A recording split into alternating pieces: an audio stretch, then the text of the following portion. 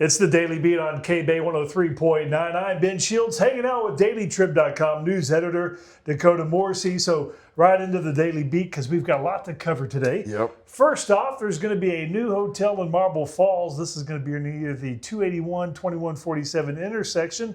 So first off, who's building the hotel and why is it controversial? Well, we're not quite at 100% approval, but it has taken a major step.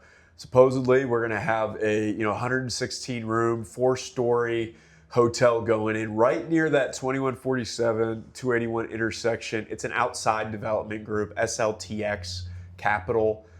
Basically, they came to Marble Falls City Council, pitched the idea for a Marriott brand residence inn hotel. And the council approved it, which we have a lot of hotel talk lately. You have the Ophelia, you have another Home to Suites going in south of town, and now we have potentially another one. And the reason it's causing some issues is it's right where, if you're driving into Marble Falls, that sort of iconic view of the city, it's going to be right there, like on the skyline, kind of in front of the lake, if you can imagine it. And that's obviously, they discussed it in the meeting that it could be an issue.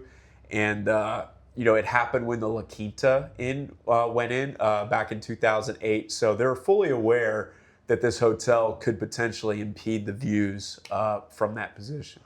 So what's the next process? When do they think they may move forward with the project? Well, like I said, this is still somewhat early. Okay. But they still have to get a building permit. Oh, they have to draw up the plans and do the exact details. So it's in its infancy then? I wouldn't say infancy. It's going into high school right now. Got it. Right. You don't have to imagine that. So right. But it'll not quite graduate. the graduation yet. All right. Right. You read more about this at dailytrib.com. All right. So Burnet CISD, there might be a possible bond. What would they do? What would they use the money with the bond, and where are they at in that process? So we just got word from one of our reporters, Caden, out at the school board. Their community committee went out, did some research on what does the school district need. And they came back after months of meeting with a presentation saying, hey, we think we need about $140 million in upgrades to school infrastructure, overhauling the middle school campus, a bunch of other district upgrades. So that was their recommendation. And this committee is a group of community members, just parents, teachers, people in the district. So it hasn't been approved yet, but they're trying to chug along in that process, and it could be on the ballot for voters to decide on soon.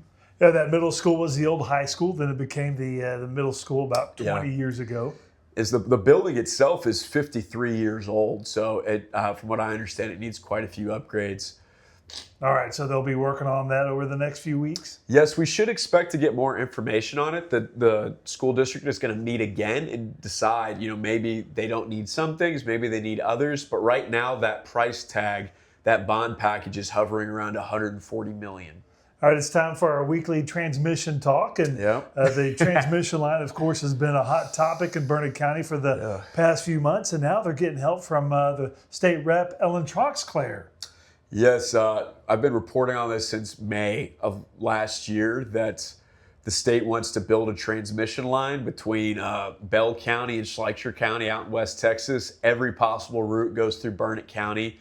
A lot of landowners are concerned about eminent domain, health, all sorts of things. And the county government itself has been behind the residents saying this is not a good idea. And now our state rep, Ellen Troxclair, who represents Burnet County, amongst other places, has come out with an official letter to the Public Utility Commission of Texas saying, I don't think this is a good idea, at least in its current form. It's going to have huge impacts on my constituents. And you can see that letter in most of what she said at Daily Trib. All right, dailytrib.com, dailytrib.com/subscribe. Okay, we've got some bad weather coming in. Yeah. We've got an ice storm, winter storm 2026, just a day away. It's coming. Expecting we're going to get rain today, and then sometime tomorrow morning we should have that rain. Once the temperatures get to about 32, that rain's going to turn into freezing rain, and that could cause issues.